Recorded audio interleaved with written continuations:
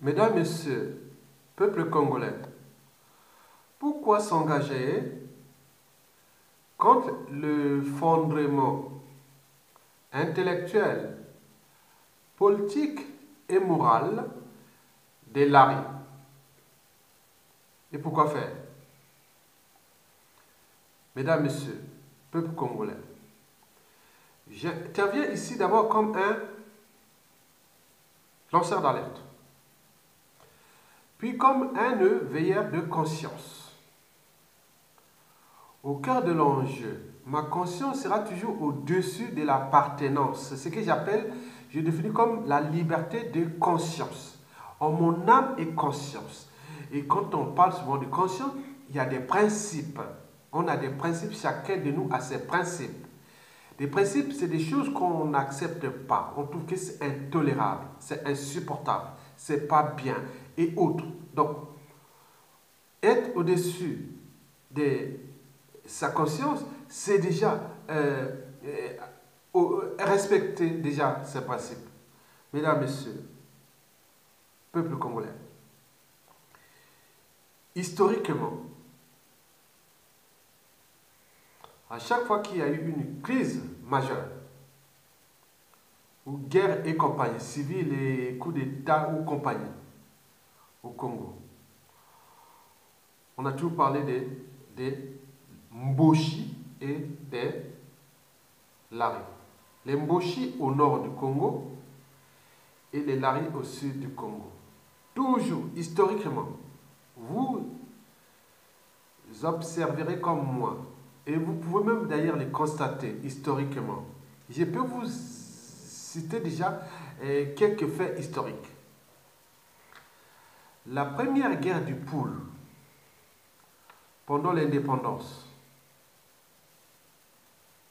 la guerre de 1959, la guerre civile, qu'on a dit que c'était la guerre nord-sud. Non, ce n'était pas la guerre nord-sud.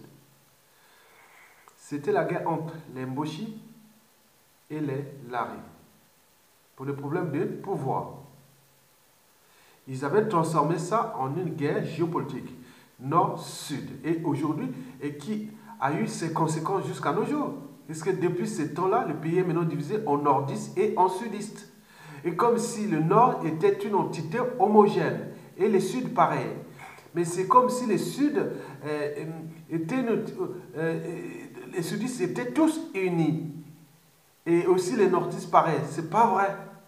Donc, la première guerre de 1959, la guerre civile là, entre Yombi Opango, nordiste et Mboshi, et Youlou, l'abbé Fubert Youlou, Lari, c'était tout justement toujours le pacte antagoniste et conflictuel entre Lari et les Mboshi. Vous avez par exemple pu voir la deuxième guerre du Poule de 1998 à 2002.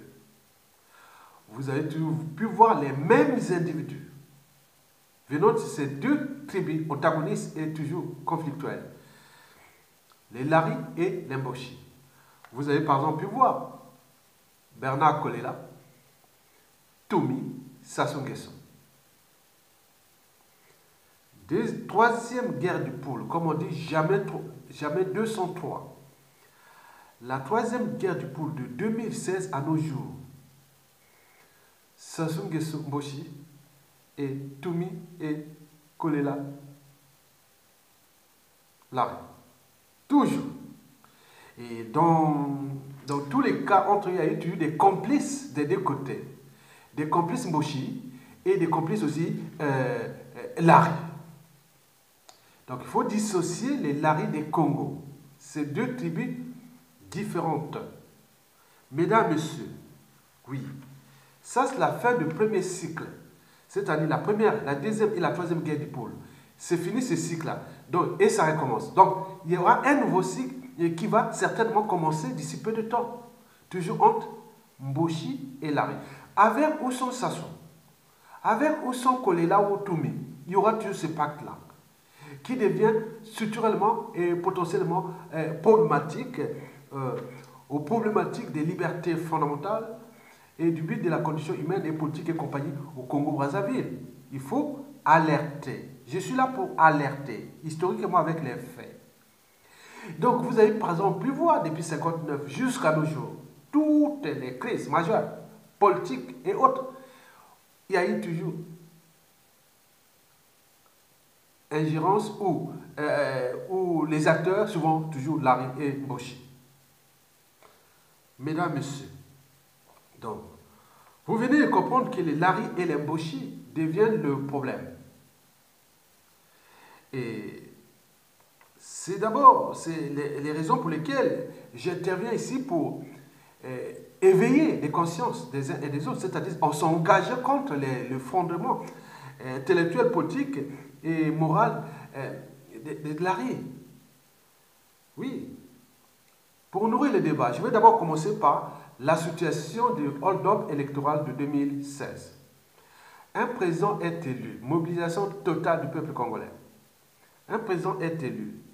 Et on va toujours trouver des Larry, du point de vue militaire et l'autre aussi du point de vue politique, pour déjouer toujours ces problématiques-là. Et donc, le général Mokoko a été trahi par qui? Par des Larry. C'est ce qui retiendra l'histoire. C'est comme l'histoire de Yambo et autres des années 50, 59, 60. Vous connaissez, ça restera éternel.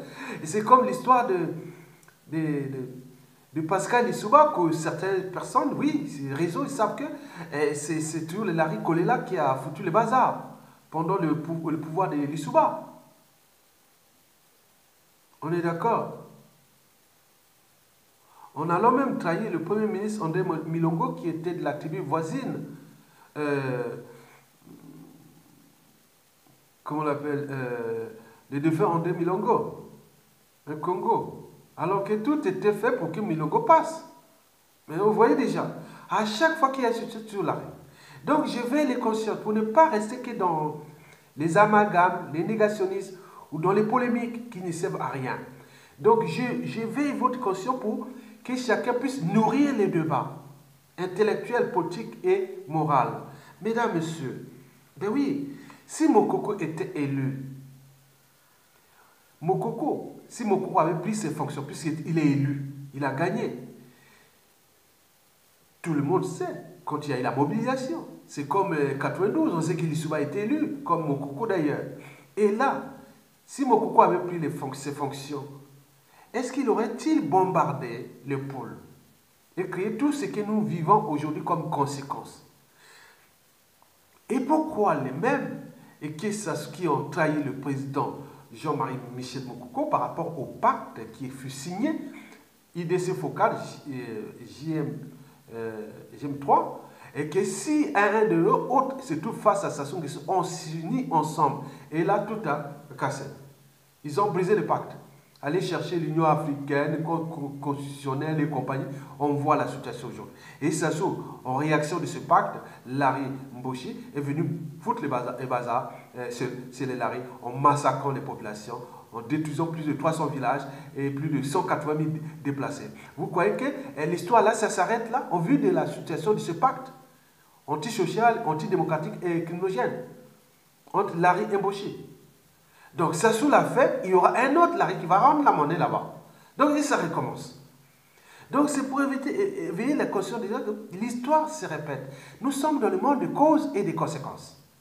Donc, par conséquent, et pour éviter que nous répétons les mêmes horreurs et compagnie, il faut tout simplement éveiller la classe intellectuelle et politique. Parce que, à la différence du philosophe qui mène sa réflexion dans un cadre conceptuel, l'intellectuel, c'est celui qui pense, qui éveille, qui alerte et qui fait le boulot de la conscience générale entre le politique et les citoyens et tout le monde. Mais là, il me semble qu'il y a une sous-cognition ou une dormance totale de l'intellectualité Larry. Les gens qui ont trahi le peuple congolais en 2016, ils sont là, en liberté, on retourne contre eux. Ils sont là. Ils sont tous des accompagnateurs du dictateur Sassou Nguesso. Ils sont tous des accompagnateurs, qu'ils appellent opposants autres, mais qui, au niveau même de l'électorat Larry, de dire non, monsieur-là devient le pestiféré, il ne peut plus être tranquille, ces gens-là. Mais ils sont tranquilles. On va même les écouter. Ils passent comme ça. Donc ça crée un climat de méfiance et de défiance qui fait que, demain, attention. Donc ils ont travaillé pour le cas de Sassou Nguesso. Sassou Nguesso leur a porté des coups. Sassou Nguesso une fois parti et ils vont aussi donner des coups à leur tour. Donc vous voyez, l'histoire se répète. Donc, c'est que aussi l'histoire retiendra, bien sûr. Comme on dit, l'histoire de Congo, Babomi, Maringouabi, est-ce que c'était vrai? Mais non, là, il y aura l'histoire qui va dire, non, oui, de les Makwa, que les Larry ont trahi. Et pour tous les patriotes et les républicains congolais, il dit que quelque part, les Larry et autres ont trahi. Mokoko, comme ils avaient trahi le Pascal Issoua pendant les Bernard Kolela. Et d'ailleurs, même André Milongo. Donc, il faut voir, moi, je prends des informations qui arrivent, que je croise pour éveiller les uns des autres, pour éviter les conflits de demain. Parce que je ne suis pas éternel. Je ne suis pas éternel. Donc, on laisse là pour que les gens puissent comprendre qu'il y a quelque chose qui se passe entre les Larry et les Mboshi. Donc, vous avez par exemple pu voir que Sassou Nguesso est allé bombarder le pôle, a sacrifié des vies là-bas. Et au niveau intellectuel, politique et moral, des Larry qui majoritairement représentent quand même la dynamique intellectuelle et politique du Congo. Mais là, plus rien du tout. Plus rien du tout. Vous croyez qu'ici en France, ou dans les sociétés constituées ou civilisées, ceux qui ont trahi la volonté générale, on va encore partiser avec ces gens-là? Vous voyez qu'ici en France, on a eu encore le nom de Pétain, ou d'Hitler, ou de Laval, ou de tout ce qui est de la collaboration, ou autre qui, en Europe, en Occident, zéro. Mais nous, ils sont là. Il y a des gens, des intellectuels, pauvres, ils sont là. Ils diffusent des papiers parfois, ils diffusent des articles parfois controversés et qui montrent que ça risque de se répéter. Puisque les gens-là, ils ne sont pas déclassés. Le pouvoir, soi-disant, au nord. Un président lié au nord. Et vous allez dire, non, mais on va partiser avec celui qu'on connaît. Donc il y a un souci qui pactise avec un criminel est pire que lui. Qui se ressemble, ça semble. Mesdames, Messieurs, oui, ce pacte qu'on a toujours parlé et que certains des uns et des autres nous ont parlé déjà au pays, et si c'était vrai, le pacte de Mboshi est là. Mesdames, Messieurs, oui, pourquoi je parle de Larry? Parce que déjà cette problématique historique qui a eu des impacts au niveau politique, économique, social, humanitaire depuis 1959 à nos jours. Et oui, pourquoi les Larry? Les Larry d'abord parce que c'est le pôle, la région du pôle, la région de la ville capitale, qui a aussi, c'était une ville stratégique parce que les deux capitales les plus rapprochées au monde, Brazzaville et Kinshasa, et les tribus qui sont autour, majoritairement sont des Larry, du côté de la rive droite du fleuve Congo. Là-bas, c'est les Congo mélangés, et bien Congo comme on les appelle, mais mélangés avec aussi des Téké. Mais là, je suis dans la problématique Larry. Larry, c'est le pôle du Congo. Larry, c'est le pôle du Congo, c'est le cœur du Congo. Parce que quand un Larry s'éveille, le Congo aussi. Quand un Larry s'endort, le Congo aussi. Quand un Larry trahit, le Congo aussi est trahi. Parce que c'est une tribu stratégique pour le Congo. Mesdames, Messieurs, peuple congolais, évitez que l'histoire se répète. Et c'est les raisons pour lesquelles je m'engage ici, que je vous invite à s'engager contre l'effondrement intellectuel, politique et moral. Je suis là pour alerter, éveiller. Attention, danger. Attention, l'histoire se répète et va se répéter. Avec ou sans Kolela, Sassou Nguesso, Toumi et compagnie. Puisque la matière qui nourrit la problématique, elle est toujours là.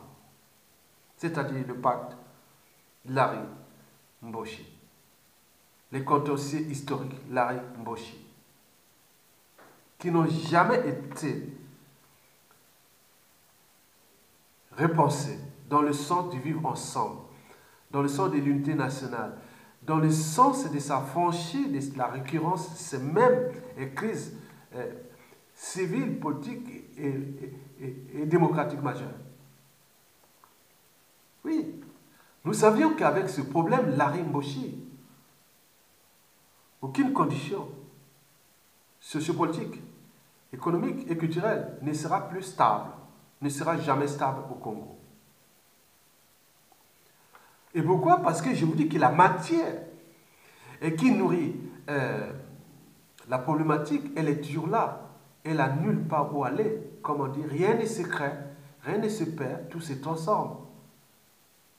Nous sommes dans les processus qu'on appelle en physique les processus de l'entropie, entre l'ordre et le désordre, parce que la matière a toujours tendance à se désagréger, à se déstructurer entre l'ordre et le désordre.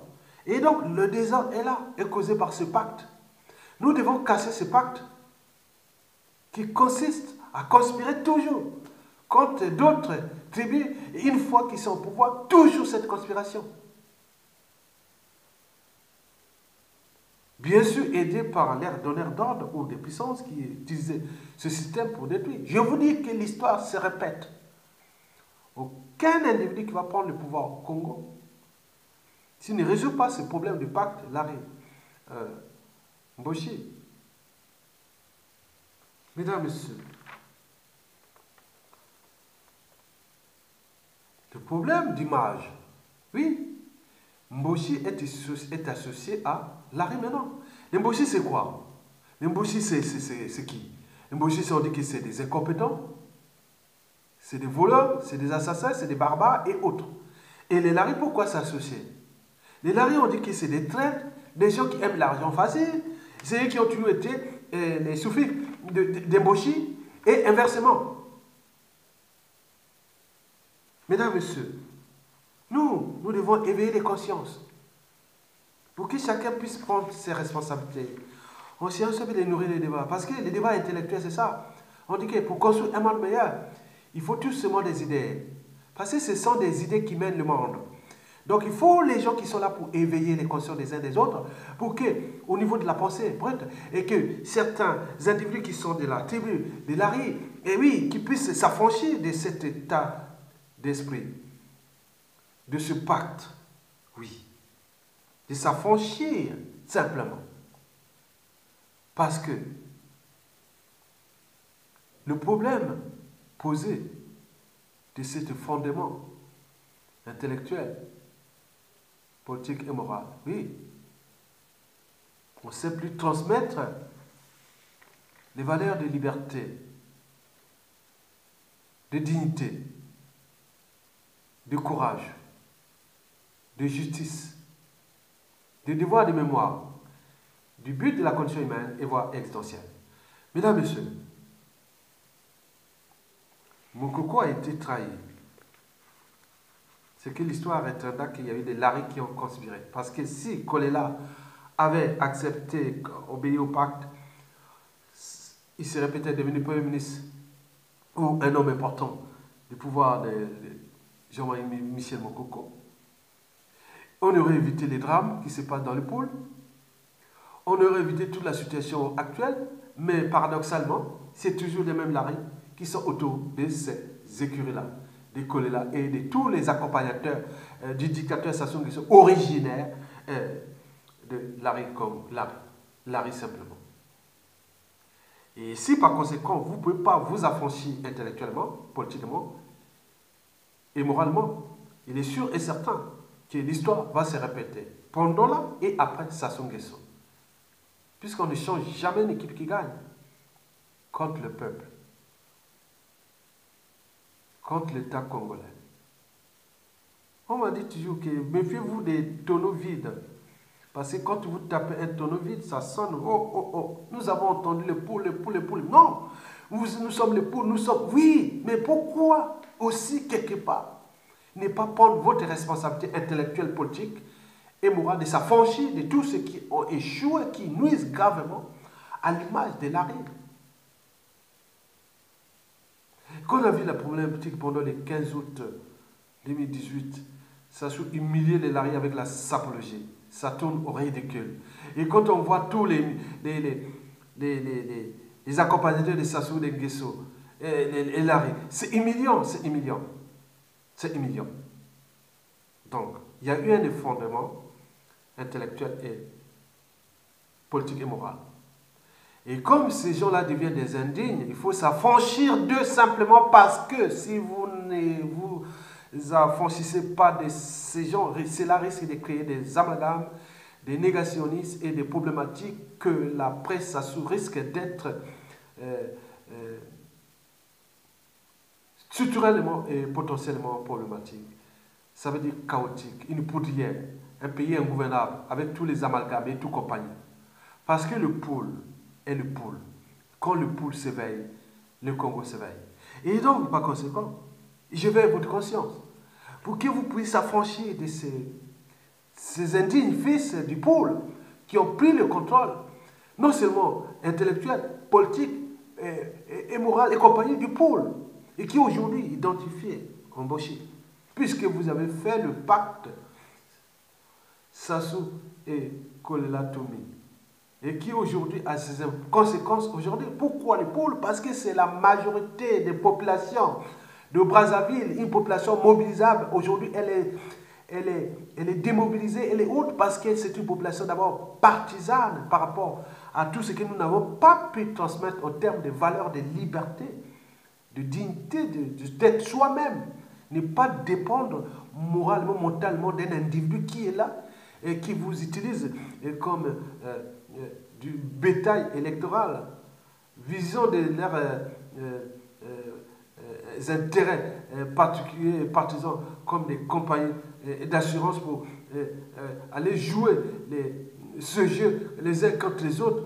Sassou Nguesso comme leur donneur d'ordre et comme leur employeur. Et bien sûr, ils s'enrichissent sur votre dos, mais dans quel milieu, dans quel pays qui essaie de s'enfoncer? Donc, le pôle doit prendre sa responsabilité.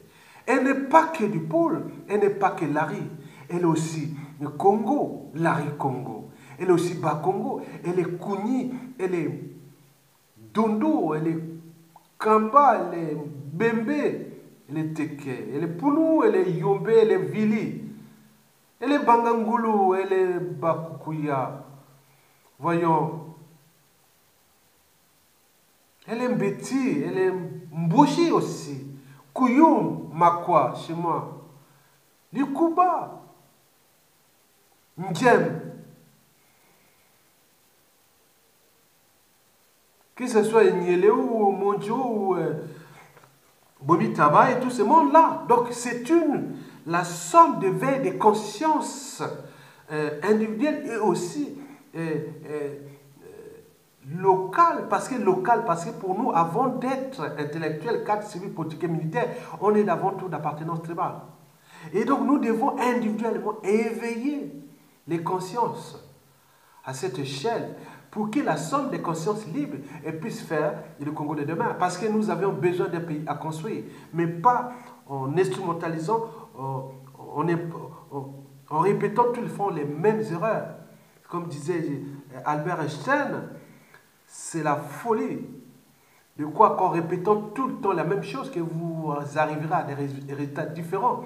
Donc nous devons repenser nos modes de pensée, nos modes de pouvoir politique sur différentes échelles, nos modes de pouvoir économique et des représentativités culturelles et compagnie, dans le but simplement de vivre ensemble, parce que le monde aujourd'hui a besoin des blocs. Vous voyez qu'il y aura des gros blocs qui vont se construire.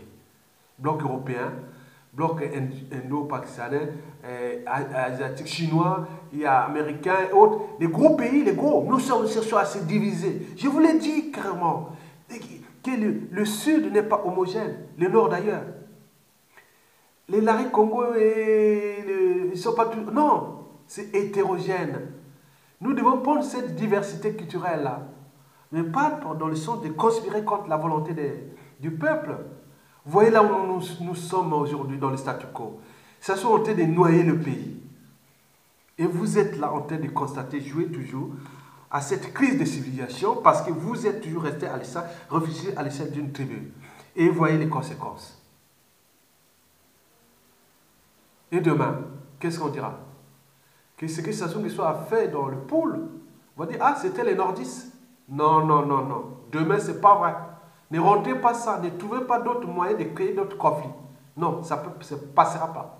C'était un problème, c'était le problème d'un individu, comme on dit par la responsabilité collective. C'était un Larry, hein, il s'appelle Guy Parfait Kolela, a conspiré contre le président élu, Jean-Marie Michel Mokoko, un Makwa, un nordiste. Et voilà ce qui retient l'histoire. Et ça restera comme ça, pareil.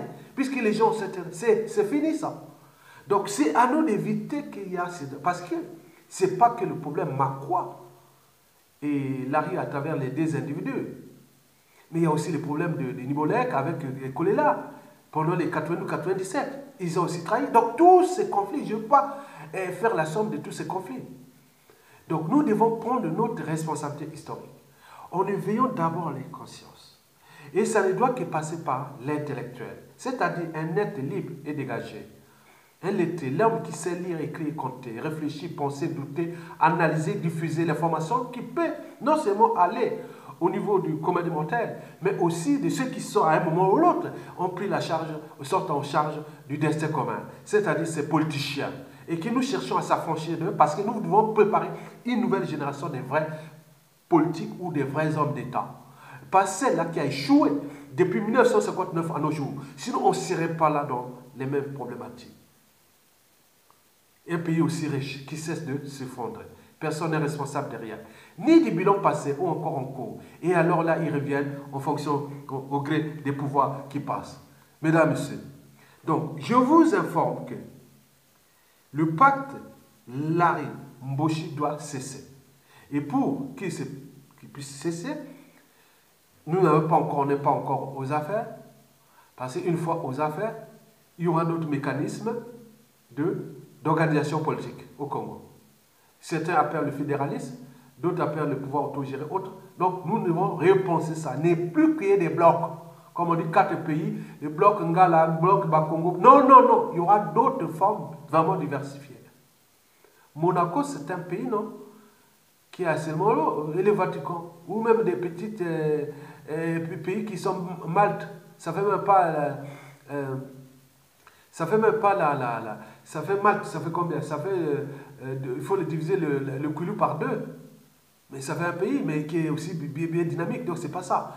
Nous avions peut-être 30 régions semi-autonomes à faire. Pour moi, j'annonce déjà, je l'ai toujours dit, moi je suis originaire de Makwa, à l'Équateur. L'Équateur passe chez moi au Congo-Brazzaville. Moi, il y aura une région semi-autonome, l'Équateur, capitale Makwa. Point barre. Et moi, je connais les atouts de ma région, de tous ces environnements que je connais. Je connais bien. Il y a le parc national de Djala là-bas, le plus gros domaine animalier. Il y a le domaine des Chats de Boko. Il y a les deux grandes rivières, la Mambili et la Likwala Mosaka, qui est le 3e ou 4e grand affluent du fleuve Congo sur la rive droite. Et il y a les forêts, il y a des savanes, il y a des tout, il y a... Non, non, le tourisme. Donc on peut tout repenser. Je vais chercher des investisseurs étrangers pour développer ma région. On pourra avoir une diversité de régions, une complémentarité des régions. Et à ce moment-là, tous les pécules que je prends par rapport au produit intérieur brut de ma région, je peux dire, cette part-là revient à l'État fédéral pour qu'il puisse équilibrer les territoires et tout compagnie. Pour que, avant de venir à l'État fédéral, vous devez avoir, prouver d'abord dans votre région, dans votre tribu, de pouvoir autogérer depuis les zones tribales. Donc nous rentrons tout droit après ça dans la République fédérale. Et donc, au Congo, à la cuvette, je vous l'ai dit, la région de l'Équateur, peut-être le Kouyou, s'il veut rester haut, il y a aussi la région de Mboshi, il appelle les Likuba, Mosaka et autres. Et donc on pourra, donc chacun peut faire. Ce n'est pas un problème non, c'est un problème de laisser les tribus homogènes. On va dire que c'était le problème. Ah oui, Larry, c'était la fois. Et Yulo. Vous connaissez l'histoire de Yulo et de Massamba Deba? Massamba Deba enseignait Yulo politiquement hein, à Kindamba. Et quand il y a eu cette histoire-là, vous voyez comment il avait fait, Yulo en colère contre le Congo. Et arrivé s'asseoir avec l'histoire de Marine Wabier et répète le pouvoir à Massamba Deba. Donc il faut tout réformer au niveau des mentalités, habitudes et comportements pour que les gens qui vont venir à l'échelle fédérale ou de l'intérêt général, c'est des gens qui seront les meilleurs déjà dans leur propre tribu. Donc arrêtez que nous sommes là. Donc nous commençons à éveiller. Vous êtes vrai là, oui, vous allez retrouver, vous avez la chance de toute la région autour de Brazzaville. Mais c'est aussi les dangers parce que c'est une poudrière. Parce que quand vous voyez, pour réformer la vie de Brazzaville, là, avec le problème de cas de vie, d'assainissement, de voirie, de collecte, de traitement des déchets ménagers, infrastructures, éboulement, c'est vraiment, c'est un cadeau empoisonné de cette ville de Brazzaville. Donc il faudra repenser une nouvelle capitale ou on ne sait pas. Mais en réalité, le pôle sera divisé en deux parties. Ça, c'est sûr et certain. Le nord, c'est pour les Téké et le sud pour les Lari Congo. S'il veut rester, s'il veut encore diviser, parce que les Congo, ça touche surtout les Kamba, les Dondo, les Sundi. Et donc, on ne sait pas. Donc, il faut tout repenser au niveau du Congo de demain. Donc, évitez de revenir à charger à l'Europe, mais nous, le but est là. L'objectif, ce sera le dernier combat de ma vie. La République fédérale. Et que les gens, les problèmes des tribunaux, on vient maintenant au niveau fédéral par suffrage indirect. Le suffrage direct est à l'échelle locale, c'est-à-dire c'est des régions fédérées, semi-autonomes. Et le suffrage indirect au niveau fédéral. Quand vous venez au niveau fédéral, c'est que vous étiez le meilleur chevalier chez vous. Donc vous sortez de Paris ici, ou des États-Unis, ou de New York, ou de Toronto, ou de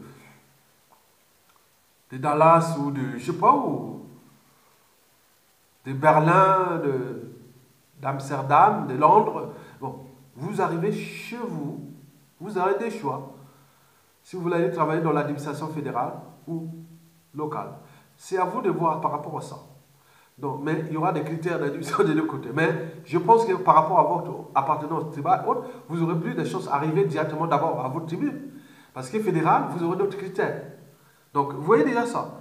Donc, il faut vraiment penser ça parce que là, ça s'est duré cette histoire-là. Parce qu'on croit que tout ce qui est Larry, c'est des traites, c'est des... Non, c'est pas vrai. C'est pas par association. J'en ai plein ici. J'en ai dit tout ça. J'en ai plein ici. J'en ai plein ici. Que je fréquente tous les jours. De vrai. Mais aussi, quand on mélange, comme il le dit, ah oui, mais quand vous parlez des nordistes, mais parfois, il y a ici les sudistes qui vont, mais les sudistes là, ils rigolent. Mais nous, on est visible, on sait qu'il y a, oui. Ah oui, il y a un qui dit, ah finalement, on dirait que les Makois sont très intelligents. Hein. Quand on voit Mokoko, les Ayas, on dit que non, non, c'est pas ça, parce que c'est la valeur d'une tribu, c'est pas l'individu, non. C'est la collectivité, la manière de s'organiser ensemble collectivement. Donc le Congo de demain va aller là. Donc évitez-vous des scissions, ça ne veut rien dire parce que les gros blocs vont nous envahir. Parce que regardez là déjà au RDC. Quand on parle du Congo, on ne connaît pas notre pays, hein, parce que le RDC c'est énorme. Les jours va se développer encore. Non, non, on est mort. Donc il faut s'organiser demain. Comme on voit en Europe. Les petits pays européens, ils sont tous bouffés hein, par les gros ensembles comme la France, comme l'Allemagne, comme l'Europe. Donc, du coup, il faut chercher des synergies et autres. Donc, agiter les neurones pour être dynamique économiquement ou militairement. À ce moment, on peut vous respecter. Mais si vous commencez à se diviser, à faire... Non, ça ne sert à rien. C'est du perte de temps. Bon, mesdames, messieurs, j'ai traité le problème Larry parce que c'est une tribu que j'ai vécu ma vie en Congo beaucoup avec les Larry. Et aussi en Europe, quand je suis arrivé ici et tout ça, je suis toujours resté avec ces milieux. Et quand je vois les situations qui arrivent, ça m'énerve. Donc celui qui râle contre vous, qui vous éveille, c'est celui qui vous aime. Celui qui ne vous aime pas, il ne parle pas. Même nous, au nord, au sud, est, ouest, j'éveille les consciences de Sassou et de Nguesso et de tous ces accompagnateurs autres. Ce que vous avez fait aux autres, vous n'avez pas les monopoles. Et je dis que faites attention. L'histoire se répète. Et nous savons ce qui se passe dans ces pays d'Afrique. Et chaque fois qu'il y a un changement de régime. Et si vous n'avez pas des gens qui ont des principes, des convictions, des états d'esprit qui alertent comme nous, mais c'est du caviar. Parce que vous ne pouvez pas voir dans une situation où la personne va venir comme dans un guet-apens, dans une situation comme on voit un léopard ou un caméléon. Et caméléon, ah oui, c'est comme des traites. Oui, Amadou Kourouma l'avait pourtant dit. Débusquer un trait, c'est une opération complexe. Et c'est comme nettoyer l'anus d'une hyène. Je dirais que c'est une opération complexe pour un naturaliste d'ailleurs. Demandez à un naturaliste de nettoyer l'anus d'une hyène, vous verrez que c'est une opération complexe. Et c'est même dangereux. Les tests, c'est comme ça. Alors que les gens qui sont éveillés, nous sommes des lancers de la loi, on est libre. On dit les choses pour que demain, on dise, ah oui. Vous savez, c'est ça. Vous devez prendre ça dans cet état d'esprit de veille de conscience, des lanceurs d'alerte, pour que vous, en bas de cette vidéo, vous venez nourrir les débats positivement, parce que être citoyen, c'est d'abord être informé. Et puis être critique de manière positive. Et puis être aussi solidaire. N'oublions pas, avant la solidarité, il faut surtout agir. Agir et agir. Toujours pour le sens du destin commun, de l'intérêt général. Mesdames, Messieurs, je vous remercie.